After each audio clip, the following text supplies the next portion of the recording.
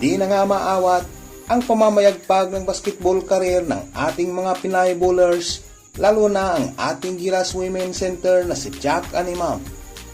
Naging sunod-sunod ang mga kontratang inilatag sa kanya para maging isang import sa mga basketball league sa labas ng bansa.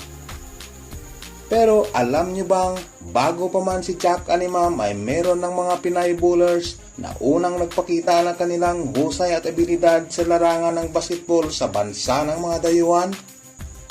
Iyan ang ating tatalakayin at pag-uusapan sa bidyong ito.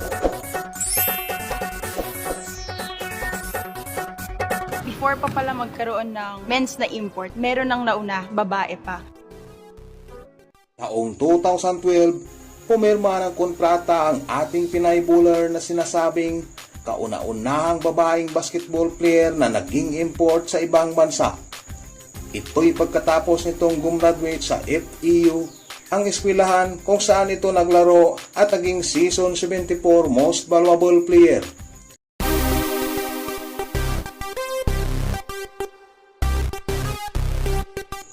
Pumirma ng kontrata si Aliana Lim sa KL Ruby ng Malaysian Women's Basketball League o MWBL. At sa unang laro nito kalaban ng Binapuri ay nagtala siya ng 25 points at 10 rebounds. Ilang taon din siyang naglaro at nanatili sa Malaysian League bago ito nalipat ng ibang bansa tulad ng Singapore, Thailand at Indonesia. At noong taong 2019, naglaro din siya sa isang kupunan sa Liga ng Bansang Nepal. Hindi man umabot ng finals ang kanyang kupunan, tinanghal naman siya bilang top scorer ng season na iyon. Ang pagpirma ni Aliana Lim ng kontrata bilang import sa Malaysia ay sunundan pa ng ilang Pinay bowlers tulad ni Gemma Miranda, Andrea Tongko at Chaka Binbin.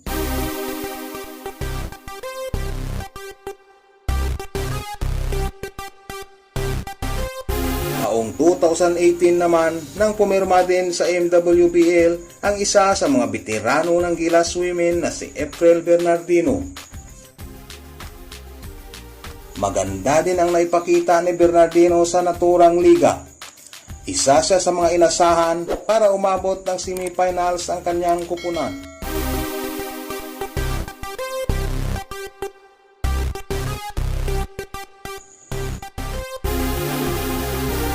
Pagkatapos nga ni April Bernardino ay sinundan ito ni Jack Animam pagkalipas ng isang taon. Sa bansang Taiwan naman bilang isang student athlete. Sa unang season niya sa naturang liga ay natulungan niya ang kanyang kupunan para ipanalo ang lahat ng laban at tanghaling 2020 at 2021 UBA champion.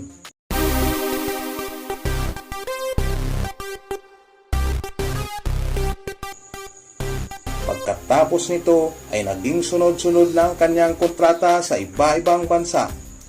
Nakarating siya ng Serbia, nakapaglaro sa bansang France, sa Wuhan Xingpan ng Women's Chinese Basketball Association, nitong taon lamang sa Ringwood Hawks ng NBL 1 ng Australia, at nitong huli ay sa isang Romanian club na FCC UEB Erad.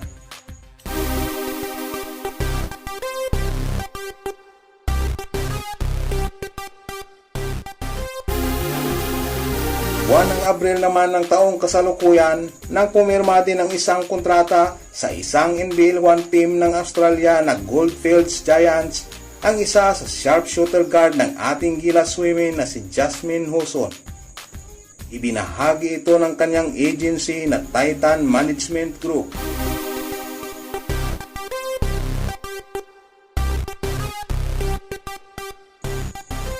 Sa tingin nyo mga idol, sino-sino pa kaya sa ating magagaling na Pinay bowlers ang susunod sa yapak ng mga Gilas Women's na aking nabanggit?